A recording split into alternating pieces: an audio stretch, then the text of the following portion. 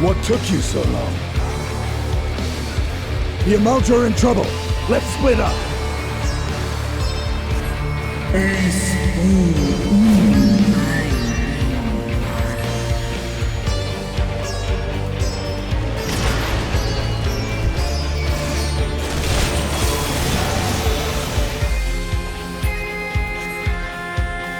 Oh, no, you don't.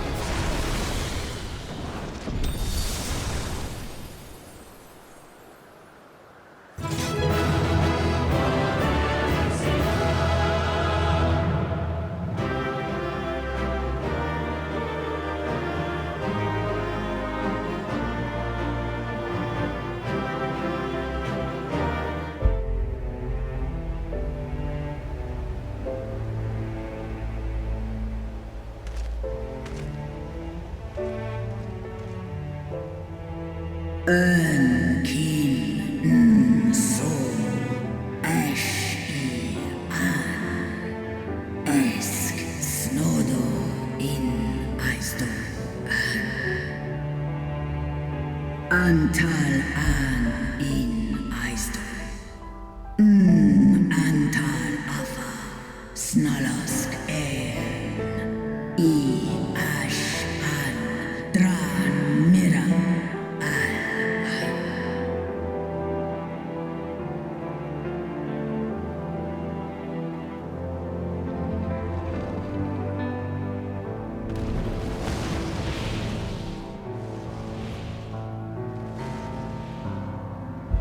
Noble warriors, the dragons chose their friends well.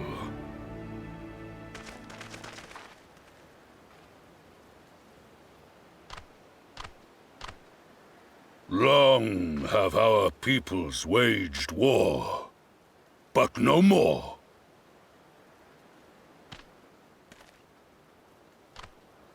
Your fallen lie beside our own. By our words and deeds shall we honor their sacrifice.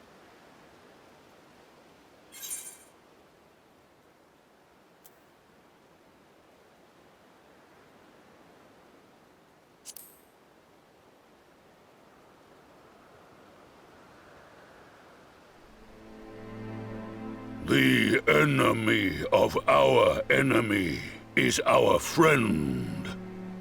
And you have proven yourselves worthy of our trust. It is the Guardians who are deserving of our fury. I shall see that my brethren learn the truth of this day, and rally as many as possible to the cause, till we meet again.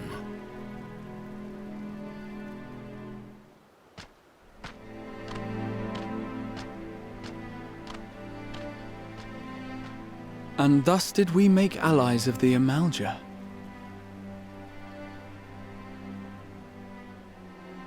It would certainly seem that way. The Sultana will be pleased. Let's go and give her the good news, shall we?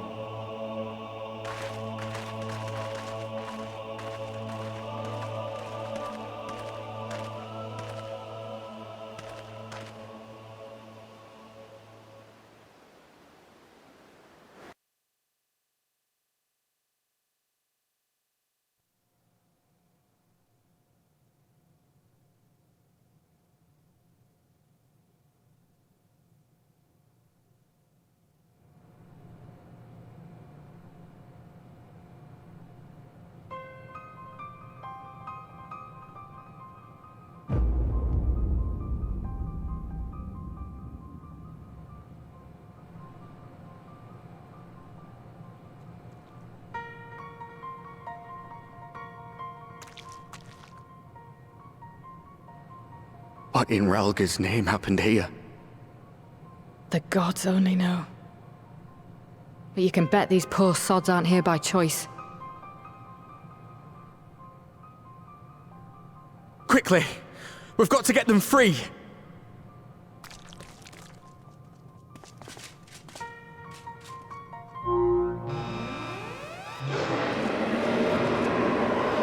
Get back!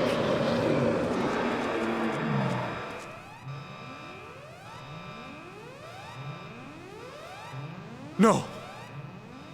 What have I done? It's too late for them! We're leaving, now!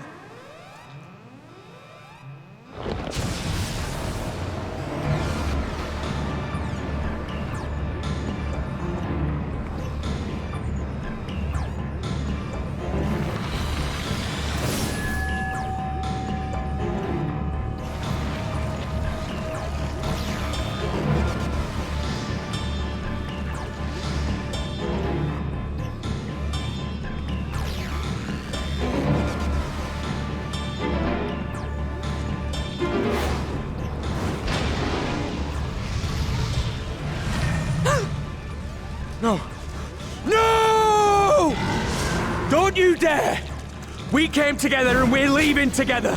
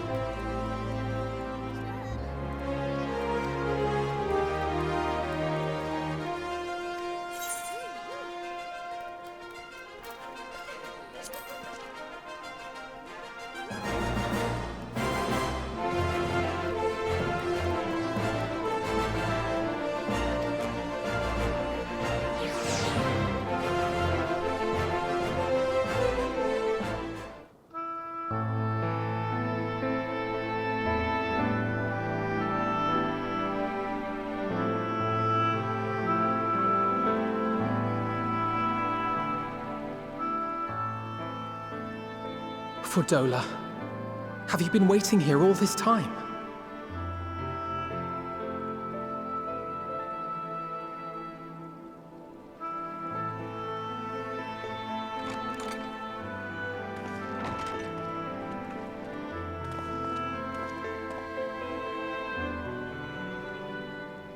We have done what we can. The rest is up to him. May we see him? I do not think that wise. You must let him sleep.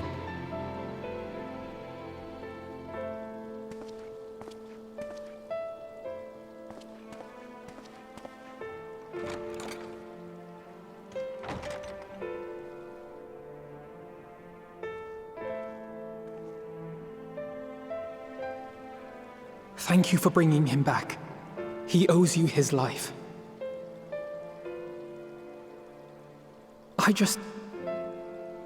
I just wish I had been there. Perhaps, I don't know, perhaps I could have... Could have what? Got tempered? Don't flatter yourself. You can't save everyone. No one can. Not even the warrior of bloody light. People die all the time, for no good reason. And those who take up the sword die quicker than most. If you're going to shed a tear every time a soldier falls on the battlefield, you'd best stay away. It's no place for the weak of heart. It may be that victory cannot be won without cost. But all life is precious, and I refuse to shrug at its loss.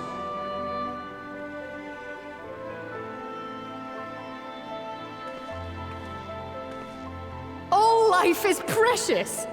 Oh, you need to grow up, little man. Before your sparkling ideals get everyone killed.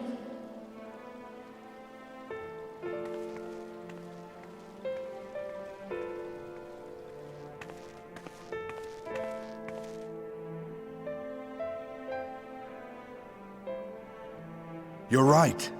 He is idealistic. But the world has more than its fair share of realists, like you and me.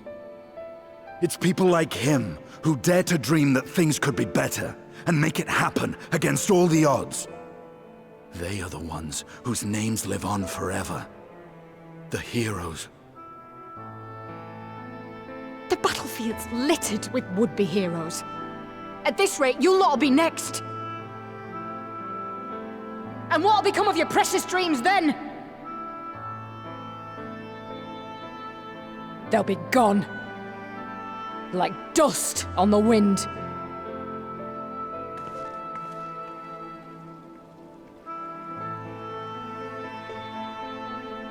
Dreams worth fighting for don't die so easily.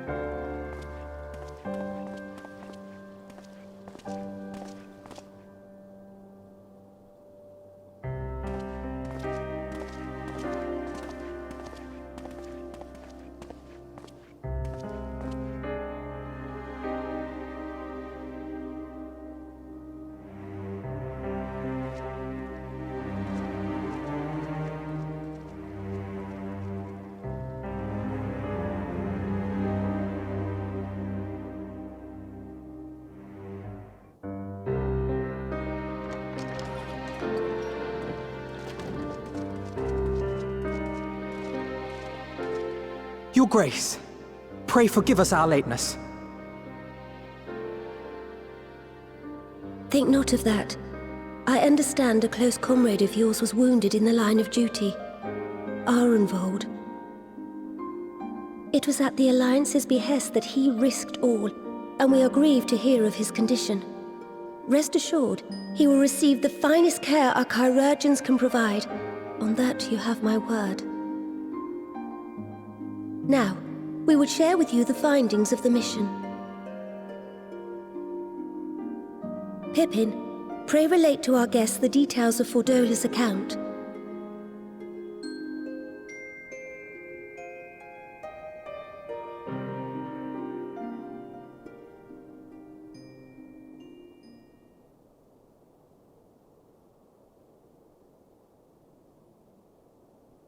First Bahamut, now Ifrit. Or Lunar Ifrit, as Fan Daniel would doubtless have it. 'Tis now all but certain that the towers were conceived to facilitate the summoning of primals by those imprisoned within. Less certain is the means by which the Telophoroi constrain the wills of said entities to enact their designs in defiance of the pleas of their victims. Mayhap they do not.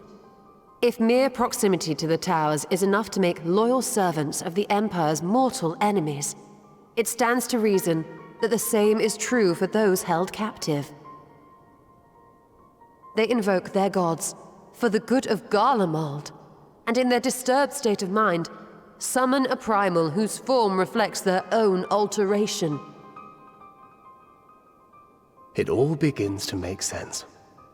Upon closer inspection, I realized that the towers bear a striking resemblance to a much larger structure which Urianger and I observed from afar during our visit to the Imperial capital.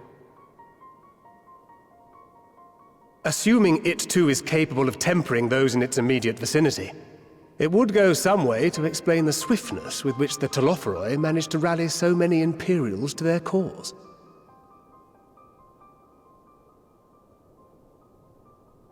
While the situation in Garlemald is indeed troubling, I fear we have more immediate concerns. Ifrit was not the only primal summoned. At approximately the same time, observers at several other towers bore witness to the emergence of further such entities.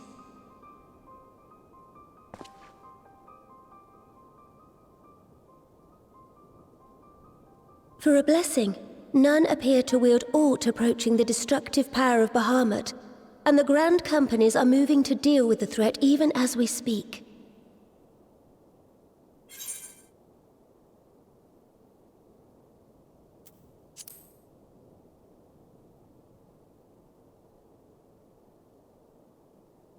Though we are aware that the task will not be easy, we would call upon the Scions only as a last resort. Pray, conserve your strength for now. After all, it was not so very long ago that you rid us of Bahamut. On which note, I am pleased to report that our talks with the Amalja have reached an agreeable conclusion. They have pledged their full support to our cause.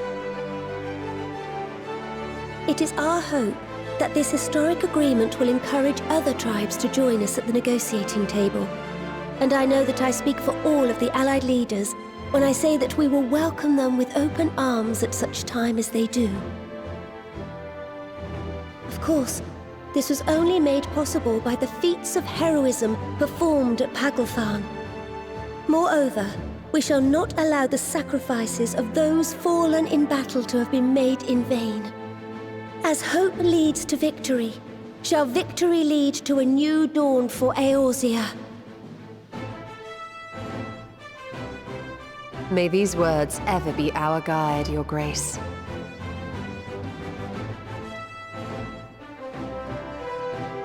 Now, if you will forgive me, I must consult with the Syndicate on the matter of our new allies' integration. Till next we meet, my friends, I bid you safe travels and blessed respite.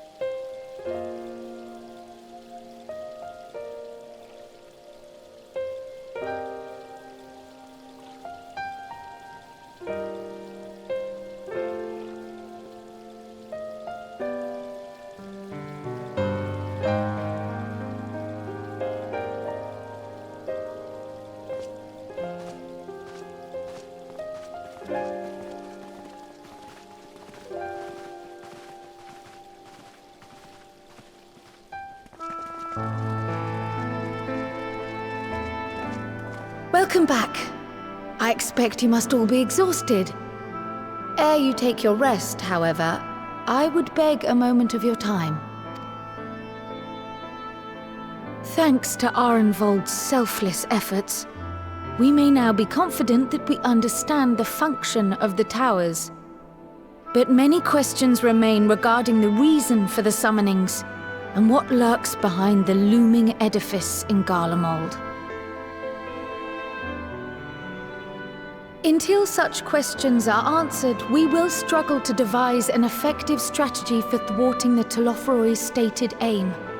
Nothing less than the destruction of this star. And so, given the gravity of the situation, I move that we petition the aid of Scion.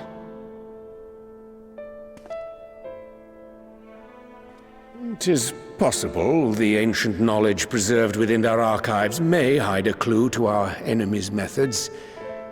But given Sciol's established policy of non-intervention, our former colleagues are not like to aid us in its discovery. Oh, I well remember what they're like. The Forum's barefaced refusal to assist you in the days prior to the calamity must rank as Sciol's most shameful act since the Exodus. But were the final days to be reenacted, it would spell doom for us all. Surely even they cannot turn a blind eye to that. I trust we are all of the same mind on this matter.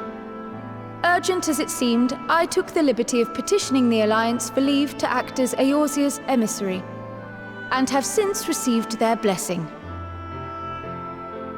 I presume your role as a student of Baldessian will carry some weight with the Forum? One can but hope. If truth be told, our organization has been a shadow of its former self ever since the disappearance of the Isle of Val. But the name does still retain some degree of prestige. I only pray it will be enough. If there are no objections, I shall depart for Scion at once. But before I do, I should also mention the other matter to which I would devote some time during my stay. After hearing what transpired in the first, I began to question the true nature of Hydaelyn's blessing. A topic I have discussed at some length with Y'shtola. We were wondering, when was the last time Hydaelyn spoke to you directly?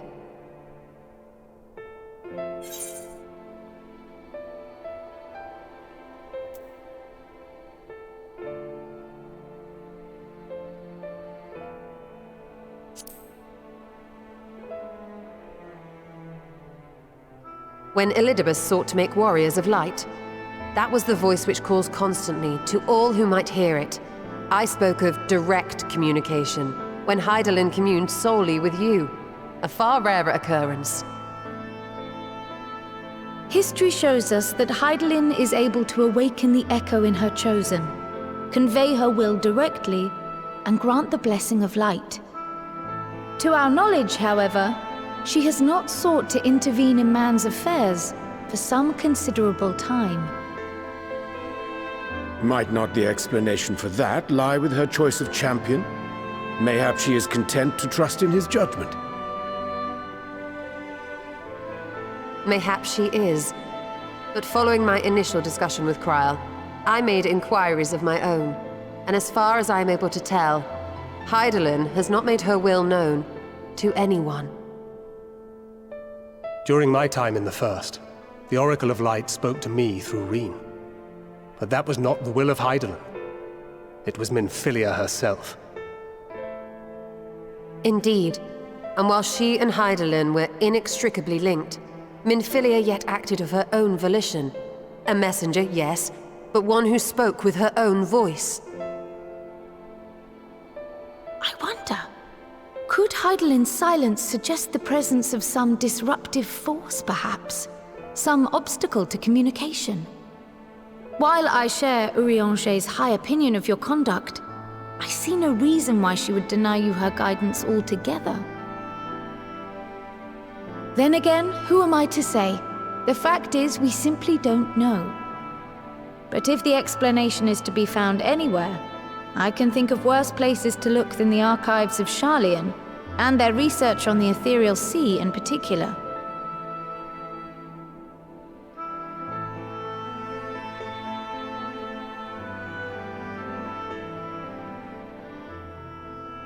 Resolved though I am to go, believe me when I say that I take no pleasure in the thought of leaving you a member short. Now, of all times. Estinien, we stand on the eve of a struggle that will decide the fate of this star. One in which we Scions may play a telling part, yet we are but few in number. And so I must ask you again, will you join us?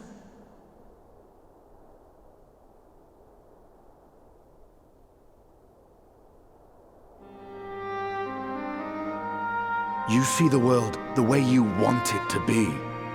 I see the world the way it is. You are idealistic to a fault. But I know you would never turn your back on those in need. Never close your eyes to their suffering. And somehow, your deeds lend truth to your words, giving the lie to my doubts in so doing. I have seen others draw strength from your belief. In Ishgard, in Alamigo, you inspired them to stand up and fight. To win, no less. And even when you lost those you held dear, you carried their spirit with you and made their memory your guiding light. The burden of so many hopes and dreams would be too heavy for most to bear.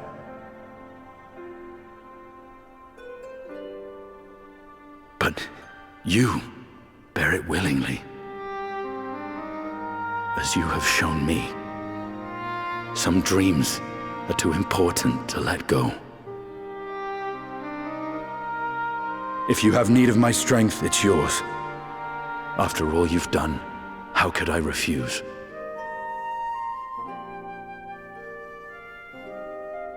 Thank you, Estinien. Whatever challenges await us, I shall not falter. You have my word.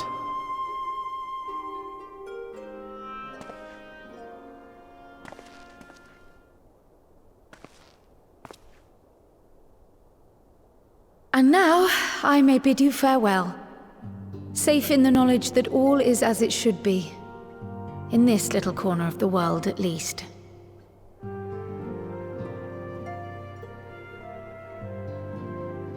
You will be sorely missed. Tread warily in Scion, and do try not to let the Forum embroil you in their politics.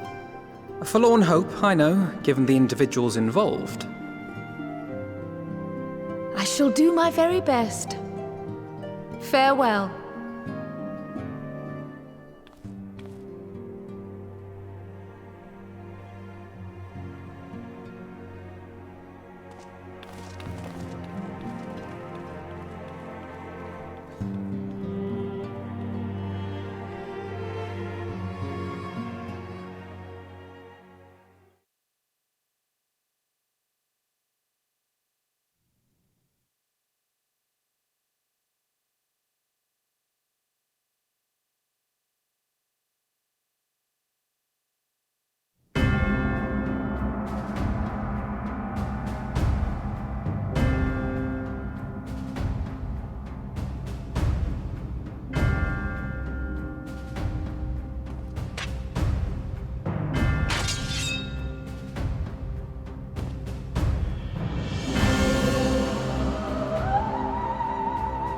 Well... does this one meet with your approval?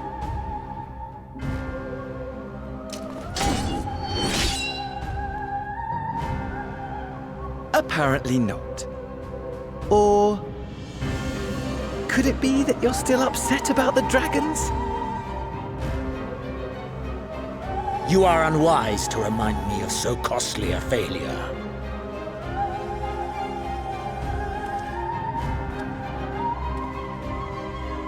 It will not affect our plans, I trust. Oh, hardly at all. Though, admittedly, the chances of us being able to procure any more Mercidian dragons are rather slimmer following Tiamat's reappearance.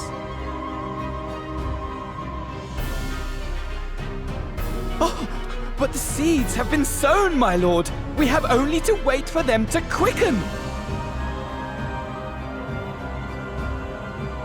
Speaking of preparations, is it safe to assume that you will be ready to control you-know-what? The hour draws nigh. This nation, forged for Ascian ends, will finally prove its worth. A mighty empire, now no more than an instrument of this star's destruction. What a pleasure it will be to put it to use. Which brings me back to our earlier topic. My lord, while I appreciate that it is not an easy decision, it really is past time you chose your weapon. There is one that I have been meaning to test.